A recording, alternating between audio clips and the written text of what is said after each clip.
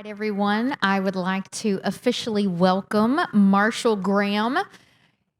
You've got multiple titles. I really don't know what to go by. I'm going to first say co-founder and part owner of 10 Strike Racing, world-class horse player. I don't know about world-class. I'm going to say world-class. I'll take it. And professor of economics at Rhodes College in Memphis. You've got a lot of titles. What's on your business card? I don't have a business card, so even better, I don't have to have a title. So. I have a business card. Why do you not have a business card? I've never had one, and don't carry things around, so no good reason. I probably should have one. I'm going to get you a business card. First of all, what was your introduction into horse racing? Because you're a native of DC. Was it Laurel? So I got interested in horse racing in part because I was just in general a huge sports fan.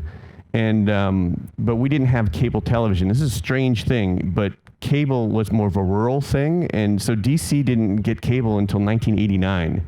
So my access to sports was the two television stations we got. We lived too near NBC, and so it went right over our house, and the sports page. And so the sports page back then had a huge page on racing.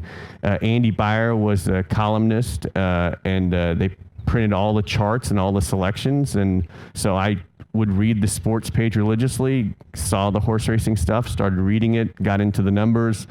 At some point, watched the Derby every year, and at some point, thought I need to learn more about this, and bought Andy Beyer's books. And so this is about in 6th and 7th grade, and I just got totally hooked. I think kids, especially boys, really get into baseball because of the statistics.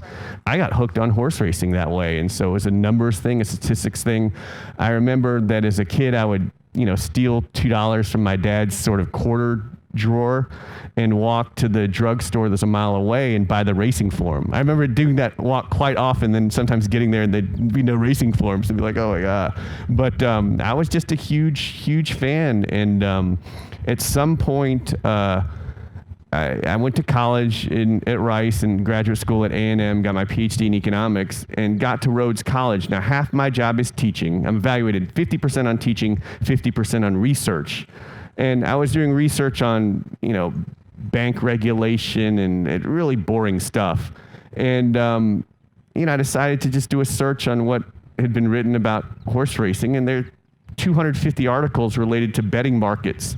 And so I was like, well, this is the direction I should go in. And so basically it's made my career. I have over a dozen publications related to horse racing through betting markets. I'm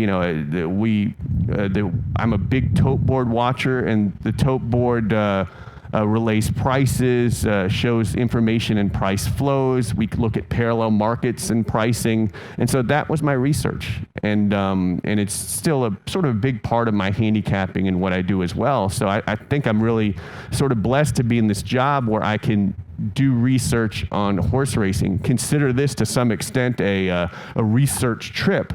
And in this semester I've been lucky enough to teach a class on betting markets. Well, it's amazing how many people reference Andy Beyer as getting them into the sport, and the fact that you back in the day bought a racing form for $2 blows my mind. Yeah. Because now what it's valued at. As I mentioned, co-founder and part owner of 10 Strike Racing with Clay Sanders. You formed that in 2016. And I love the fact of the Memphis reference. The syndicate is actually named after 1884 winner of the Tennessee Derby. And a lot of people don't realize that there was a racetrack in Memphis at Montgomery Park. So I like the homage. Well, the Memphis Fairgrounds is about a mile from where I live, where the Liberty Bowl is. And so in coming up with a stable name, very tricky. So when I ran horses on my own, I ran them under Truxton stables. And Truxton was Andrew Jackson's prize racehorse. Andrew Jackson, of course, president from Tennessee. And so when we were putting together partnerships, Clay and I had met in 2009. We'd met. I gave a speech at the CFA meeting. Clay does bond research and is a certified financial analysis. And I was doing the speaker's tour as an economist, pretending to know something about the economy. And at some point, a buddy of mine won a trip to have lunch at Belmont with Steve Chris and Mike Watchmaker, and had our picture in Steve Chris' blog. Clay recognized me and it's like, hey, that guy spoke to us. Let's get together for lunch. And so we both got into ownership at the same time. My introduction to ownership is I followed this race mare named Aunt Dot Dot, and decided I wanted to claim her. Was at a buddy of mine's wedding, got together my brother and another friend and said, hey, let's buy this mare and see what happens. We put in a claim for $5,000. We won a 3-way shake. I got offered $10,000 for the horse on the spot. And I thought I could have walked away from this game $5,000 up and never looked back. We decided to keep her. We raced her. We retired her. We bred her. She's had 2 stakes winners, including Dot Matrix. And so that kind of got me hooked to now where I've owned hundreds of horses. So Clay and I got together. We had a claiming partnership that was pretty successful. We won titles at Parks in 2013 and at Monmouth Park in 2013. Oh. We sort of got out of that, started to put together other partnerships, and would do so with all of our names. So it'd be like Graham, Sanders, Petrangelo, Garlington, Pitts. And the licensing and registration, they make it really hard for owners. I mean, we would have owners who would own, like an $800 share and then would spend $900 on licensing. Yeah. And especially because we raced all over the place. I remember the day before Allied Air Raid ran the Iowa Derby, we were getting calls about having to scratch our horse because we didn't. Fingerprints are involved. So in 2016, we just formed the more generic 10 Strike Racing. We, searched for the name and got something we agreed with, and have grown our partnership, have a lot of people involved across the country, but really our core partners are in Memphis and Arkansas, and Oaklawn is our focus. We love Oaklawn Park, great competitive racing at all levels. To me, it's a great betting product, full fields. It's got just the perfect mix of turf and dirt racing for me. So I really enjoy it. Now, what do you feel sets 10 Strike apart from other syndicates? Because now we're seeing more syndicates than ever before. Well, I guess we're a racing syndicate. I sort of think of it as more of a partnership. More of a partnership, in part because Clay and I have our day jobs, and so we don't really, we're not doing this as a business. So our approach has always been, hey, us together, maybe we could buy 1 or 2 nice yearlings, but if we get our friends involved, we could buy 6 or 7. And so that's always been our approach, is that we're not doing this to make money. We don't even pay our expenses often, right? So we're doing this to be able to own nice racehorses. So you're not really involved in the day-to-day operations? Oh, no, I'm absolutely involved in the day-to-day operations. It's just, we're not not making any money on this. So we certainly have our partners pay fees, but that goes to fund our day-to-day operations, our accounting. It's accounting nightmare. We race horses across the country. We have horses running today at Belmont, Parks, and at Oaklawn. And it goes to pay for our Arkansas Derby party and some of the events that we have. And, our partners are, involved in our decision making, and it's fun when we get a good horse. And that's, but for us, it's more about, hey, let's get our friends involved, and let's, try to see what we can do when we were able to diversify. Because again, owning run racehorse on your own, how it is. It's not only very costly, but it's, they get hurt, right. They have time off. And if we have 7s, certainly we're going to have some that are slow ultimately. But then we're going to have others that might make it. And so that's been our approach. We can buy more horses, get more people involved. And at this point, we still, certainly if people are interested in joining, absolutely. But right now, we don't even really advertise. It's by word of mouth. It's referrals, and we sell out our horses pretty quickly. So since forming, the stable has sent out approximately 940 plus starters, over 200 winners, and I got really nervous saying these numbers since you're an economy professor. In the money, roughly 54% and just shy of $6 million in earnings, and that could easily be surpassed today. Yeah, those numbers are a little bit off because they don't actually. We have a lot of partnerships, right? So we have horses in partnership. And that's strictly the 10 strike solo. So since 2016 when we formed, we've had over 1,000 starters, including horses in partnerships. So it's been an amazing ride. We have these nicer horses, or what we hope are nice horses, that we buy as yearlings and 2-year-olds, but we also claim horses. We race horses here. I have 4 different trainers we use here: Brad Cox, Randy Matthews, Shea Stewart, and Jason Barkley. And, last year I think we won races at 15 different racetracks, and, often compete at 30 different racetracks, sort of based all over the country.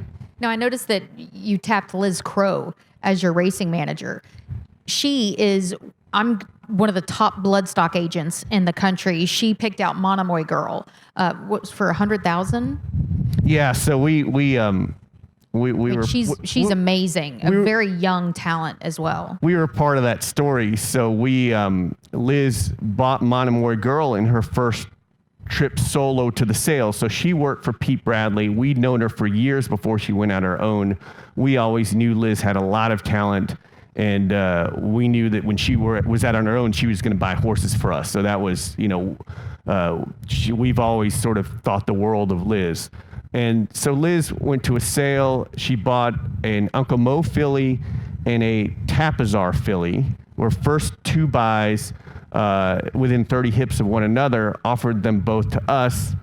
We love Uncle Mo, and we've been big Uncle Mo fans. And so we took the Uncle Mo, and the Tapazar filly Saul took, and the Tapazar filly's Monomoy Girl. Now, in many ways, I have sort of no regrets because we didn't need a horse like that this early on in the game. I think that kind of ruins you, right? And now we can sort of strive, and maybe we'll probably never get a horse like that. But I don't want to be ruined early on. And well, I mean, you can't really say that because you did celebrate your first Grade 1 winner in June of 2018 at Woodbine, Long on Value. I mean, was that a career highlight thus far? Yeah, that was an amazing experience. That was one so we bought Long on Value at the Keeneland November sale.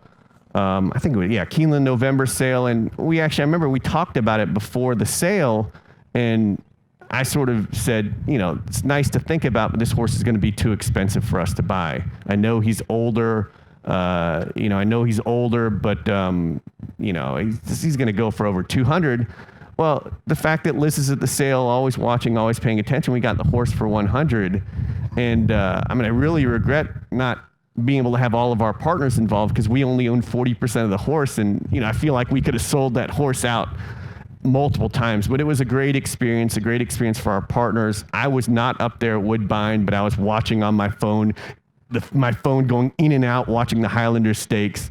But that was a big highlight. I think we had maybe 6 stakes wins last year. So wow. Very exciting, sort of big year for us. And, we're hopeful that as this year goes on, we have more big things coming.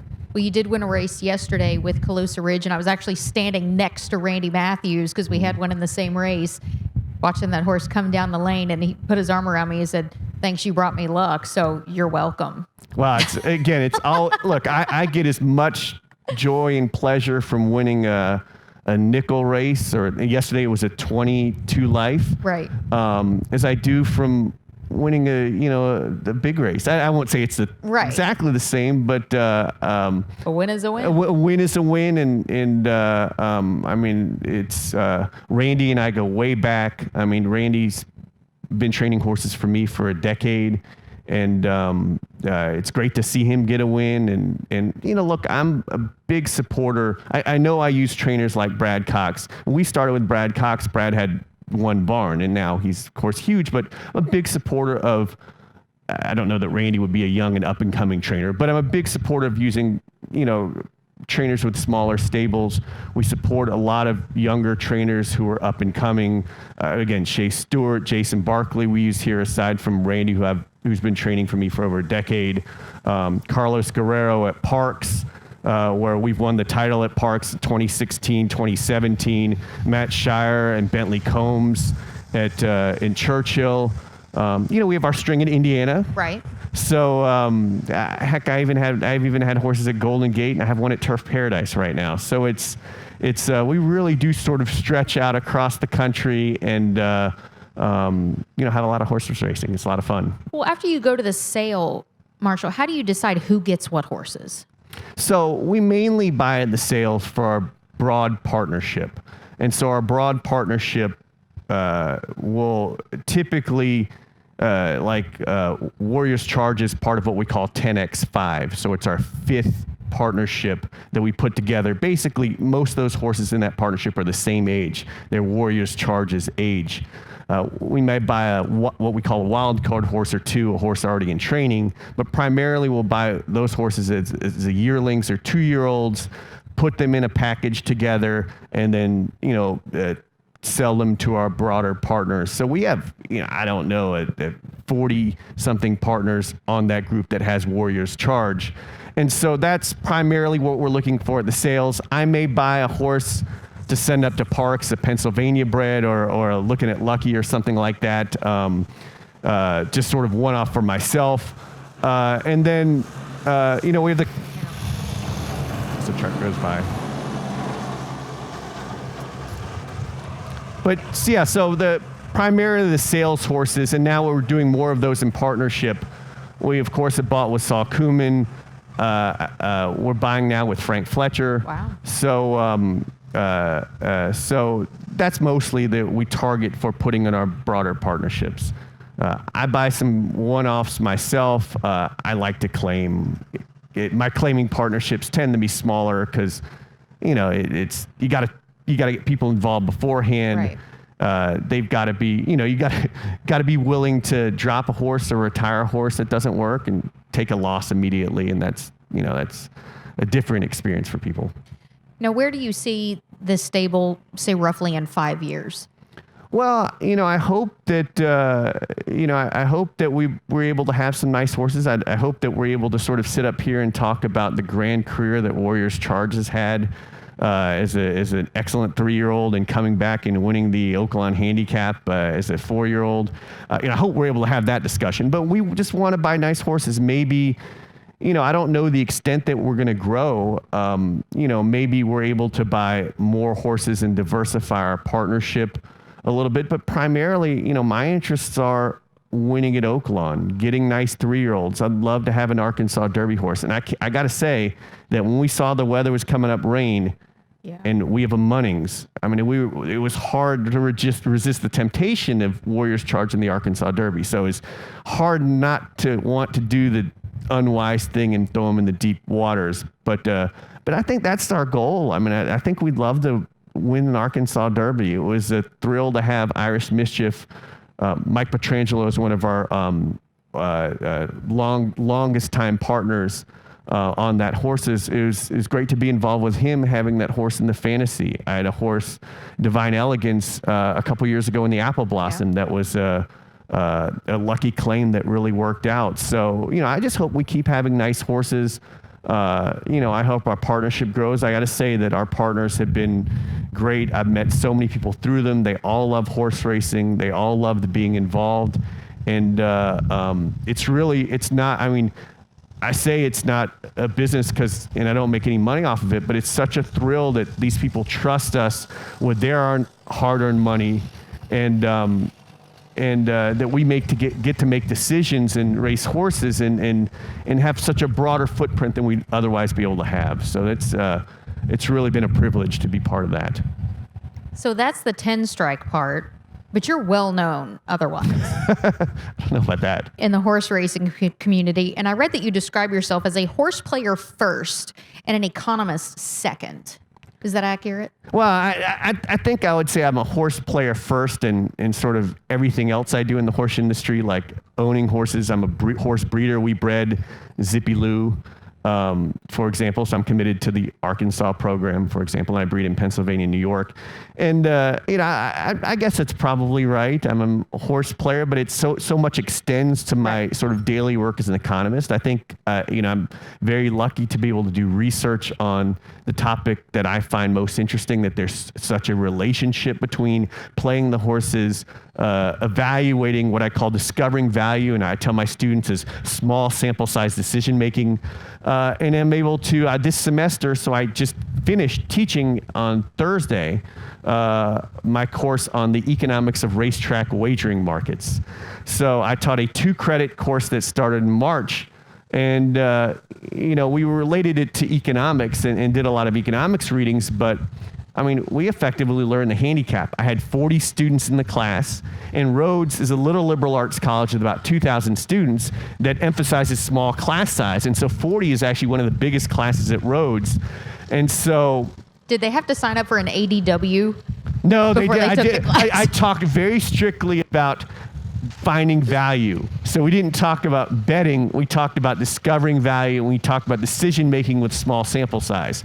And so, but we did have a handicapping contest, and typically on Tuesdays it would be a race from Parks. On Thursdays it would be the 3rd or 4th from Oaklawn. And so we would watch those together in class, and we would evaluate those races. We built a econometric model to look at pace and track bias. We talked about making speed figures. We did a lot of sort of board analysis and computations and fair value exactas, Harville probability. So there was a deep statistical bent to it, but fundamentally it was a handicapping course with strong ties to economics. And it's a great... it was great fun to teach. They were an enthusiastic group. I always thought it was interesting when they would, come to office hours and I would be going through making speed figures with them, or they would email me about their readings from Brad Free's Handicapping 101 or Byron Speed. So I had Travis Stone come down and do a guest lecture last year. I know Vic did a sort of guest spot for me in the handicapping seminar in the handicapping contest. And so it's been a lot of fun. It's the second time I've done it, and I'm planning to do it every other year. Now, with that handicapping segue, he's also competed in kind of the World Series in the National Handicapping Championship. You placed, 9th this year? Yeah, That's extremely impressive. You made it to the final table. I got a great run. I was 7th when I got to the final table, and it was a very tight final table. And so there was a real chance to win. The guy right behind me in 8th won the whole thing and won $800,000. The guy behind him finished 3rd and won, $125,000. So I didn't do much once I got to the final table, but I had a great run. It's not the kind of contest that I'm going to do well in.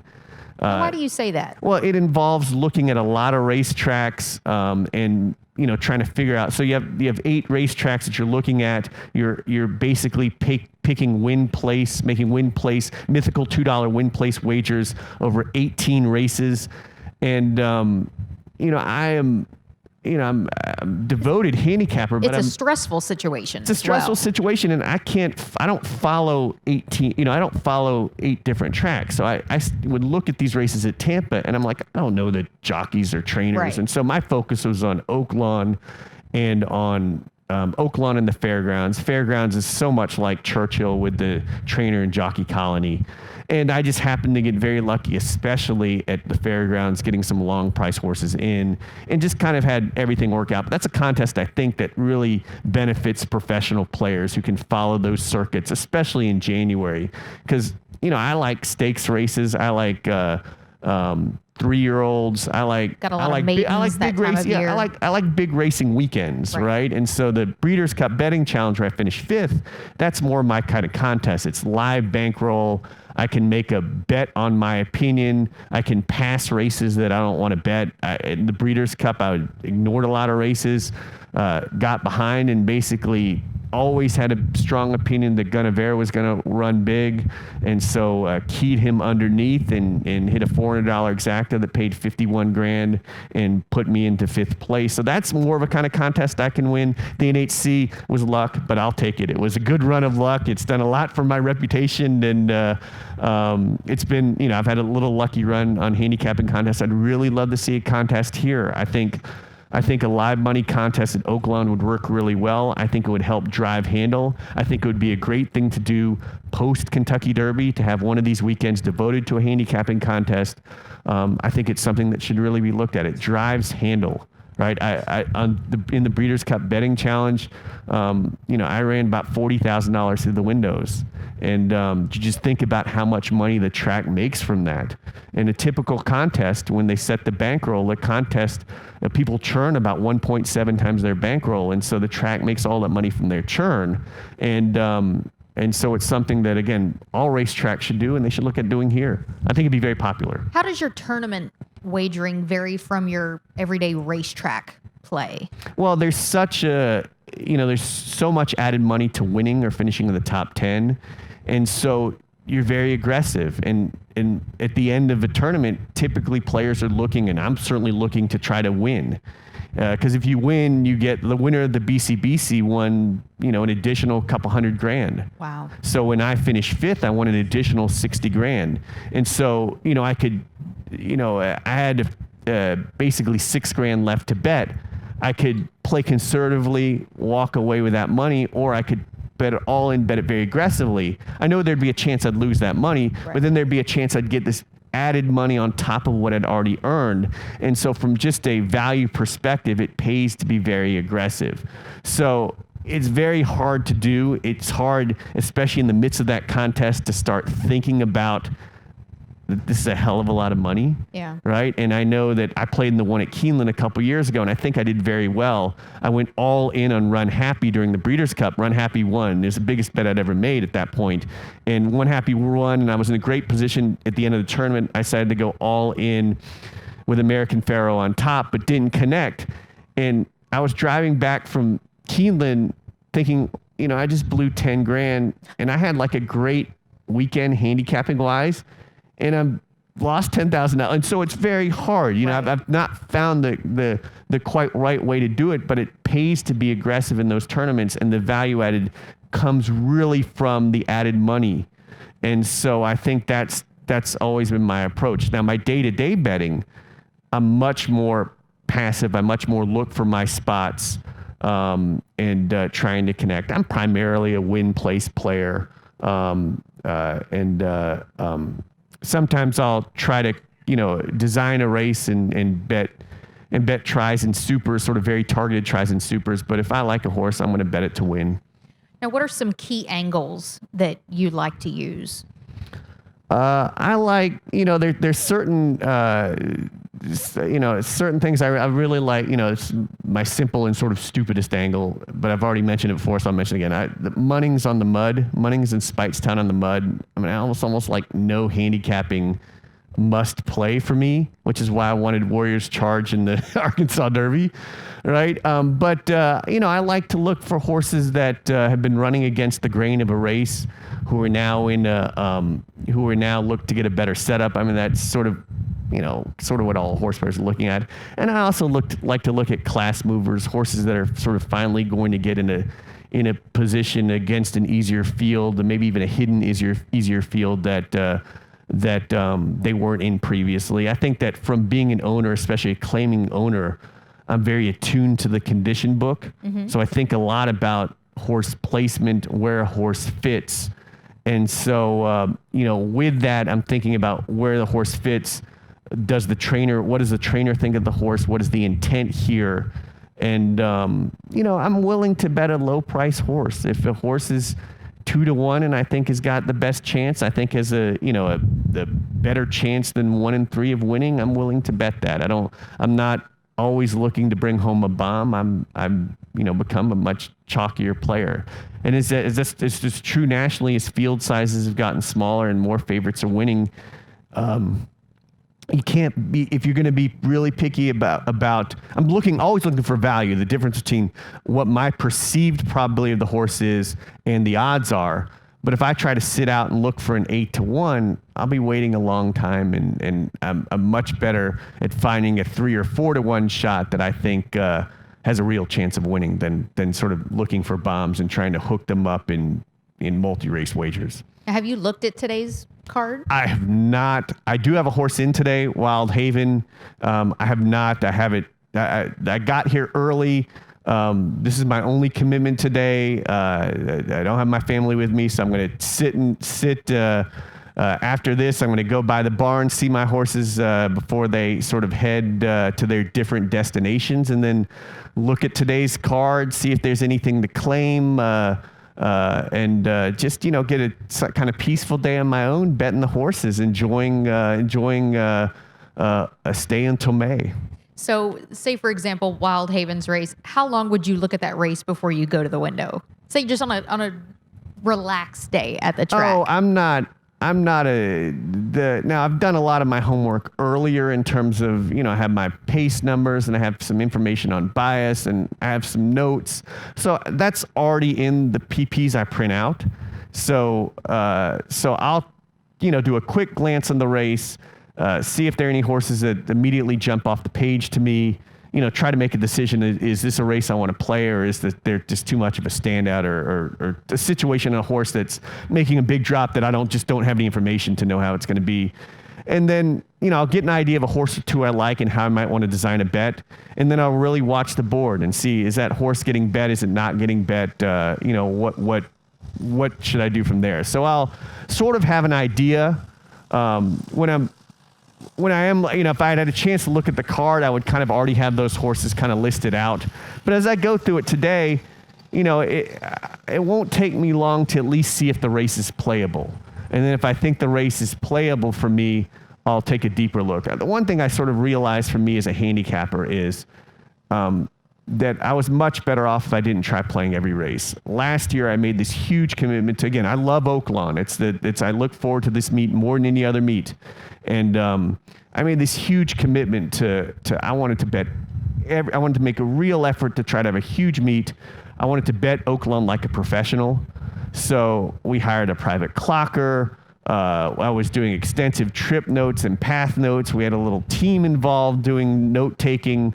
You pulled out all the stops. Well, and I just lost. I was lost 40%. I might as well have been guessing random numbers. I did so badly. It was a very eye-opening experience. First of all, I just don't have the tolerance to bet every day, and betting every race is probably probably send you straight to the poorhouse. So I just got destroyed, and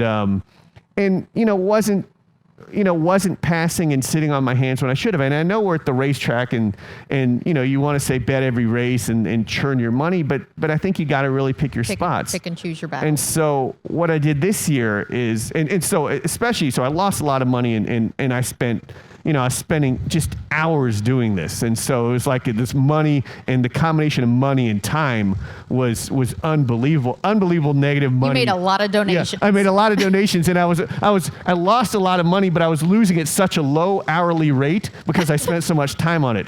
So this year I've really backed off. My handle's been a lot lower, which is, not as good for the track, of course, but I've had a much better meet picking my spots. Betting horses I like, only betting 2 or 3 races a day, sometimes skipping the whole day. And, and it's worked out a lot better for me. So I've just sort of discovered that for myself. I'm much better letting the races come to me, right, than trying to go out and try to really press and make something happen that's not there. I may miss out on some opportunities. I certainly miss some horses that I look back and it's like, I should have bet that horse. I'd been following that horse. I certainly missed some opportunities. Been there. But for me, just sort of mentally and obviously bankroll rise, this has been a much better Oaklawn meet for me, and mostly because I've really backed off. So do you ever get in the position where you'll have your horse picked out and then you see him and say, ooh, I might not? So I wish if there's one area I wish I could improve, it's looking at sort of the physical aspects, the conformation aspects of a horse. And because especially I spend a lot of time claiming horses, and I don't know anything about, I really lean on my trainers. You have Liz Crow working for you, one of the best eyes No, in the I know. business. Liz, every time I spend time with Liz, we try to go through the things of this conformation stuff, but she points out things that I just don't see. It's hard. I don't see it at all. I get it. So I get it. I really lean on my trainers as far as claiming and evaluating conformation. I can tell a big horse from a small horse, sort of.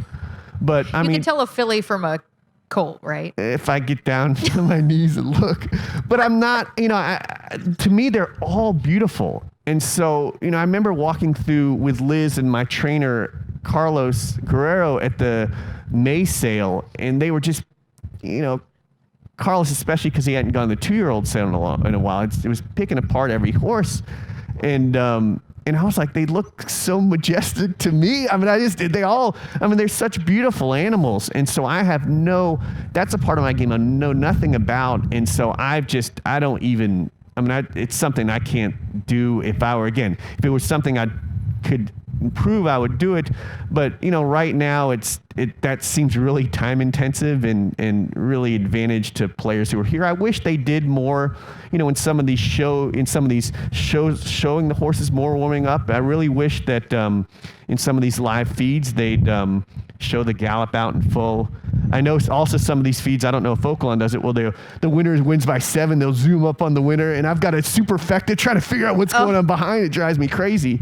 So I guess back to your question is no, that's not part of my game. I do think you'd have a big advantage if you were good at that. I do rely on people like you and Maggie Wolfendale who are in the paddock. If they say something negative, which I know is a tricky position with sort of owners and trainers. I personally try not to do that. It's try not tricky. to be a negative Nancy, but no, it's tricky because of the sort of position.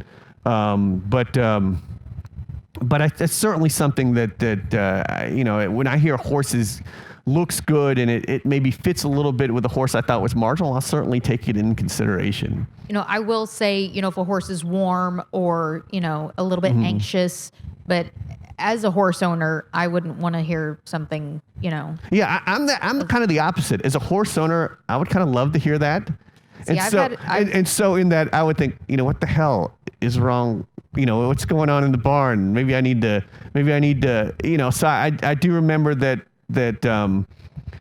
we moved our horses at some point in 2013 to New York, and Maggie a couple times criticized the way the horse looked, and it made me concerned about sort of what was going on in the barn at New York, and so I can see therefore why it's her controversial. I see why it's controversial to trainers, but it was valuable to me because I'm not there and I don't see these things, and I rely so heavily on my trainers and their eyes and their feel and my confidence in them. And so it provides a little check, but I could see where it would cause a lot of problems, especially with, all of you being sort of also married within the industry. Yeah. Right. But for me as a horse player, I'm trying to find out what's going on, trying to learn information just like everybody else. We don't hear a lot of things about, you think as a horse owner, I should have this big advantage betting my own horses. And, I would say I'm probably positive ROI, but there are many horses that we had a filly named Shepanera last year that won at 20-1, and Brad had another horse in the race, and I thought we had no chance, and I think all of our partners cashed, but I didn't cash a single ticket. So and that was the biggest winner. That was the longest shot winner for Brad for the year and for 10 Strike for the year. I didn't have $1 on it. So you don't often see Brad Cox horses going off at 20-1. Yeah, I had a 53-1 winner at Parks that I had basically was arguing with the trainer, hey, it's time to stop. It's time to drop this horse and run for 12.5 instead of running the starter 25. And he was like, no, this horse the horse can win here. The horse can win here. Horse can win here. Horse is doing well. Just needs the right trip and right setup. And I'm like, whatever, I watch the race and the horse wins and pays $109. And so I have a dime on the horse, and not even out of loyalty that I bet the horse. So do you go back on certain horses in retrospect, like from a handicapping standpoint, and look at the race and still say, I would never have picked this horse? Yeah. Oh, there's no doubt. There's no doubt that there's situations that sort of boggle the mind. I mean, I have learned that from some of these things is, when your trainer continues to like a horse and you're 53-1, I probably should have paid a little bit more attention. But, and probably from trainer intent and given his pattern, bettors could even notice that when, there's trainers have tendencies. Yeah. And so you can see it here at this meet. Certain trainers like to win early. Certain trainers like to win here. Certain trainers use this meet to prepare their horses for different circuits. Right. So, if a trainer does something out of the ordinary, it's worth paying attention to. It's worth, you got to keep in the back of your mind. It could be what the owner is saying, run in that spot. It could be something else going on, but often it could be a sign to be very confident about, and you can discover price horses about it. I'm always trying to get inside the mind of what the trainer is thinking. Sometimes there are trainers who can't read the condition book, and so you just sort of, at that point you're like, well, what do you do? So, right.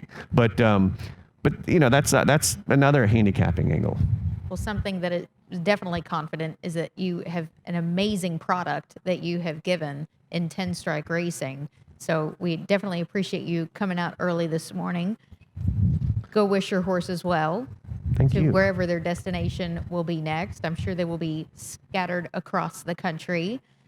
Kiss them on the nose for good luck. We'll send a string, of course, to Indiana, as we do every year where you go. And but yeah, they're going to go from here next week and scatter throughout the country. Again, I'd like to thank you for having me on. Oaklawn again is my favorite meet. It's sad to see it come to a close. But we always enjoy it. We really enjoy the Arkansas Derby, even with all the weather. And I appreciate all of our partners who let us have this bigger footprint in the game and trust us with their money and with our horses. And hopefully we'll have this fun this year with Warriors Charge, who had his breakout here. Before I let you go, do you have a Kentucky Derby selection? Right now, I like the 2 Arkansas Derby horses. So Okay. I like Omaha Beach. I like Game Winner. I think that if you can get 5-1 or 9-2 on Omaha Beach, why complicate it, right? So I'll bet Omaha Beach to win. I'm going to key Game Winner underneath. I think he's going to run 2nd, 3rd, and 4th. I like a couple horses to fill out the tries and supers, but primarily I'm working with Omaha Beach on top. And, hopefully he didn't just love Oaklawn Park. Hopefully his form translates. But, I thought his Arkansas Derby was impressive. I thought the early move he made was impressive. And, I think Game Winner and Improbable, I think Game Winner had, ran well in the Rebel. And I think he didn't have to win at Santa Anita. And so they kept him wide. And Improbable's getting a little bit overlooked because of the city zip breeding. But, I think he had the sort of force to make an earlier move, and I think he's got more stamina than people think underneath. And so Omaha Beach, maybe keying those 2 underneath, that's kind of the direction I'd go. Well, he's the world-class professional horse player, so I'm going to listen to that? him. Ladies and gentlemen, Marshall Gramm, jack of all trades. Thank you very much. That needs Appreciate to be it. on your business card. Thank you very much.